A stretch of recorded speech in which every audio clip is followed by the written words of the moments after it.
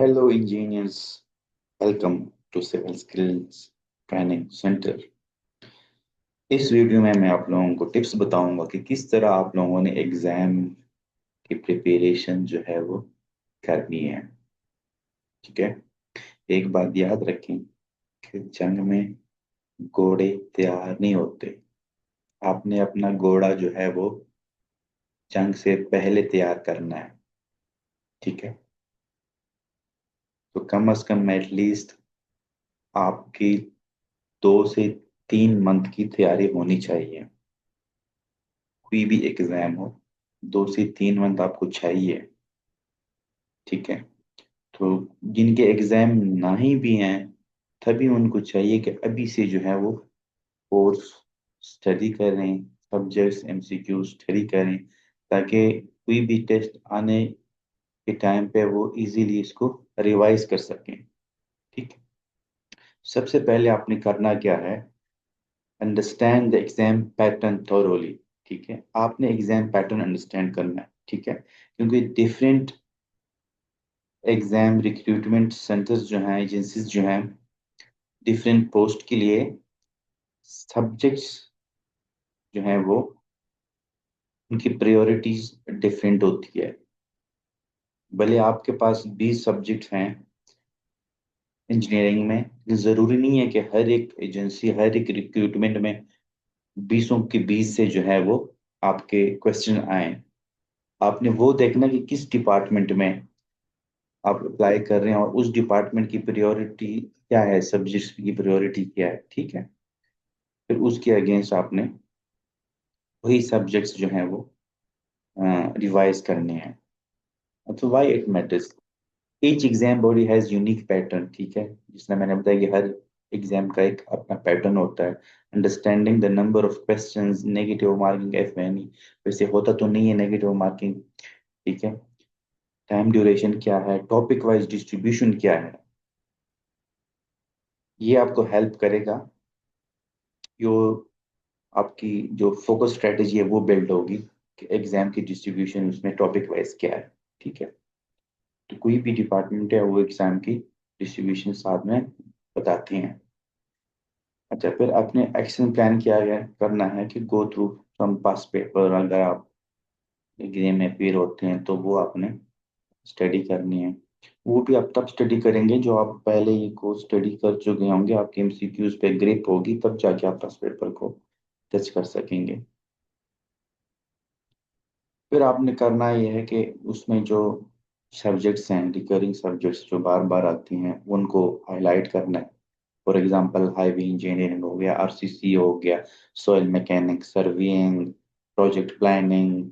ठीक है, इस तरह की जो रिकरिंग सब्जेक्ट्स हैं उनको आपने प्रायोरिटी पे रखना है। मार्क्स डिस्ट्रीब्यूशन को आपने देखने, अमूमन आमतौर पे जो है 80% जो है वो टेक्निकल होते हैं, 20% जनरल नॉलेज और इंग्लिश के होते हैं। ठीक है। फिर प्रायोरिटाइज आपने क्या करना है, हाई वेटेज सब्जेक्ट। ठीक है। आपने प्रायोरिटाइज करना है कि कौन से सब्जेक्ट जो है वो हाई वेटेज है, मतलब कुछ सब्जेक्ट से जो है वो क्वेश्चन ज्यादा आ सकते हैं। जैसा मैंने पहले बताया कि वो अपनी डिस्ट्रीब्यूशन देखनी है। ठीक है। जरूरी नहीं है कि 20 सब्जेक्ट हैं तो आप 20 के 20 क्वेश्चन आए, तो वो आपने देख लेना है। Some subject appear more frequently and have more weight.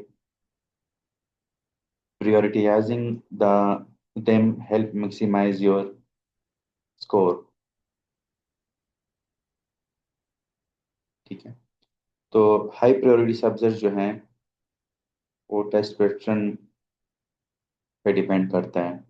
जिस तरह मैंने भी बताया कि कुछ डिपार्टमेंट में जो है वो कुछ सब्जेक्ट्स के ज़्यादा के आ जाते हैं डिस्ट्रीब्यूशन में। तो highway transportation engineering, project planning and construction management, RCC design, contract and procurement, surveying and soil mechanics.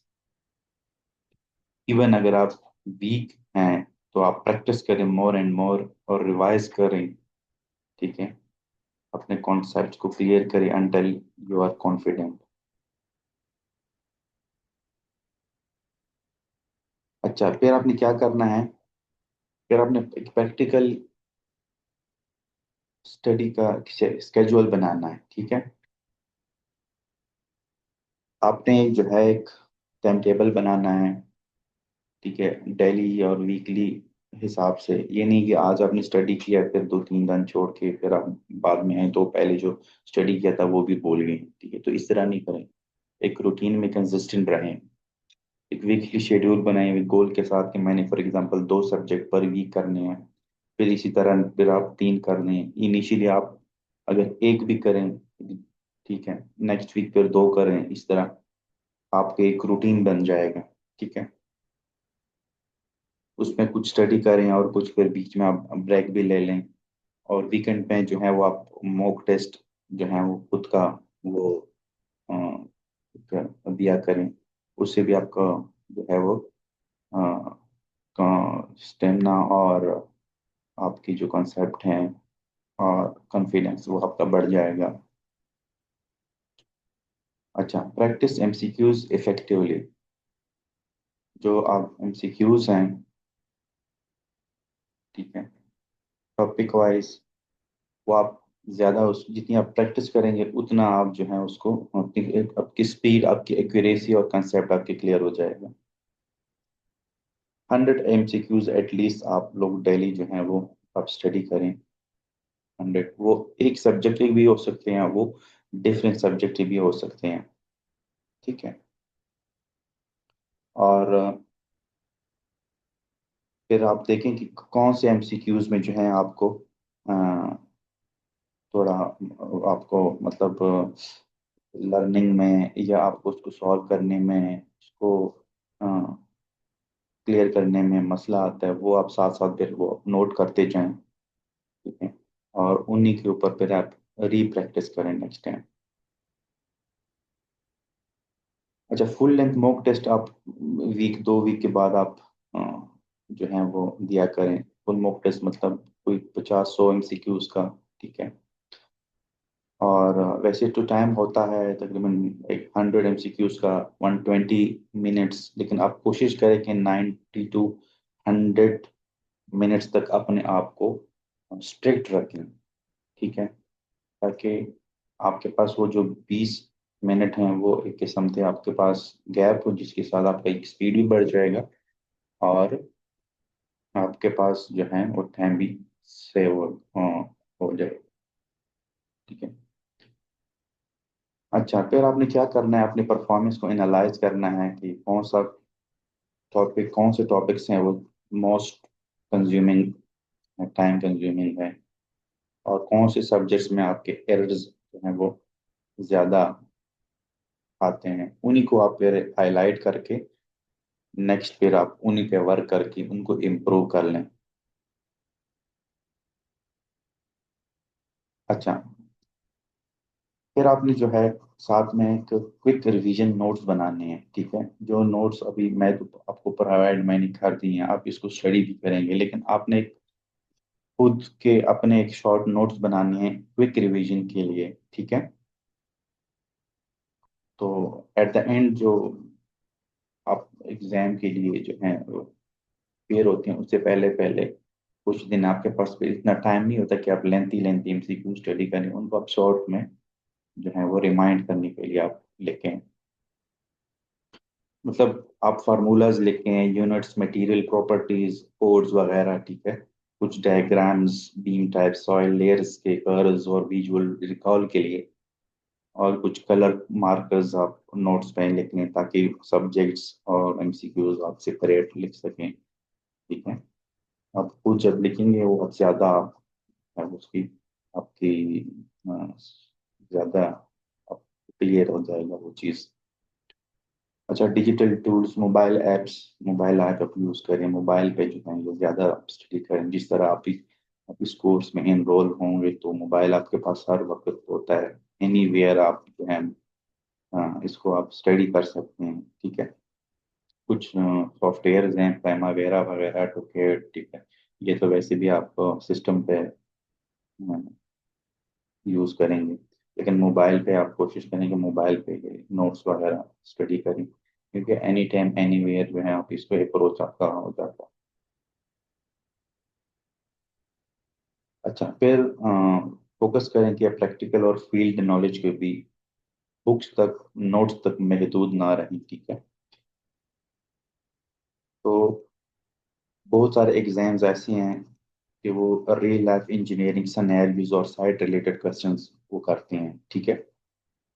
तो let suppose mix ratio of concrete 1:4, इसकी क्या स्ट्रेंथ है, इसकी क्या पीएसआई है, ठीक है।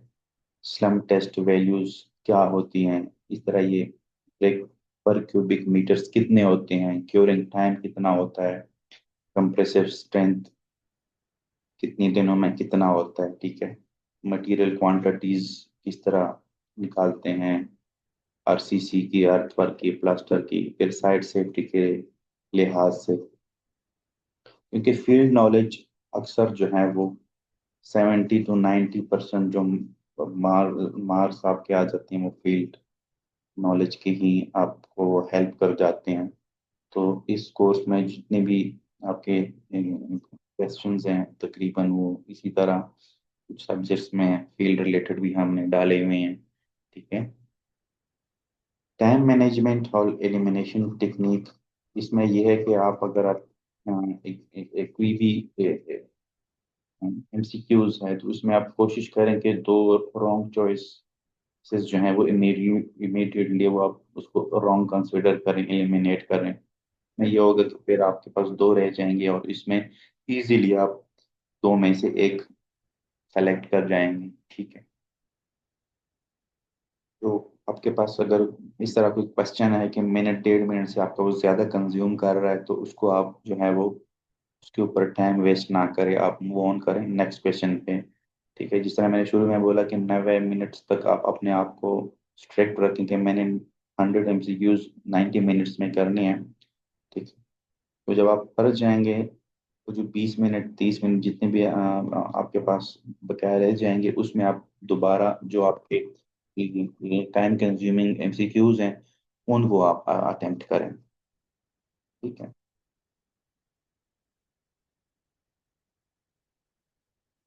अच्छा,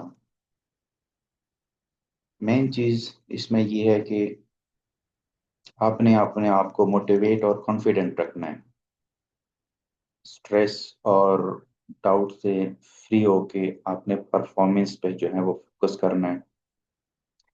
अगर आप स्ट्रेस और डाउटफुल रहते हैं तो ये आपकी परफॉर्मेंस जो है वो लो करता है, भले आप अच्छी तैयारी क्यों ना आपने की हो, लेकिन जब आप स्ट्रेस टेंशन और डाउट में होंगे तो आप परफॉर्म नहीं कर पाएंगे। तो मेक श्योर कि आप कॉन्फिडेंट हो और मोटिवेटेड हो, ठीक है। अपने मेंटली जो है वो अपने आप को विजुलाइज करना है कि मैंने टेस्ट क्लियर करके मैं जॉब जो है वो हासिल कर रहा हूँ, ठीक है। शॉर्ट ब्रेक्स आपने लेनी है, इसी तरह सबसे मेन चीज जो है वो आपने अवॉइड करना है comparing your self with others. आपने अपने आप को जो है कंपेयर नहीं करना किसी भी और कैंडिडेट्स के साथ, किसी भी सूरत में, किसी भी सूरत में आपने अपने आप को नहीं कंपेयर करना, क्योंकि जो आप हैं वो कोई और नहीं हो सकता। अपने पर्सनल ग्रोथ पे जो है वो फोकस करना है और आपने अपने आप को ये साबित करना है, I am getting better each day, कि मैं हर एक जो मेरे दिन है वो पिछले दिन से बेहतर है। ये तब होगा जब आप कंसिस्टेंट कंसिस्टेंट रहेंगे, ठीक है। तो फाइनल वर्ड जो है, स्टडी स्मार्ट, स्मार्ट करें, स्टडी हार्ड ना करें। स्मार्ट स्टडी करें, हार्ड स्टडी, प्रैक्टिस करें, रिवीजन करें, कॉन्सेप्ट फोकस करें कॉन्सेप्ट्स पे और एक्सपीरियंस पे, फील्ड रिलेटेड चीज़ों पे, और जो अपने प्रिपरेशन के ऊपर जो है वो कॉन्फिडेंस के साथ रहें और बेस्ट जो है वो कॉन्फिडेंस के साथ रहें। इंशाल्लाह यू विल बी सक्सेसफुल। तो गुड लक नाउ, अल्लाह हाफिज।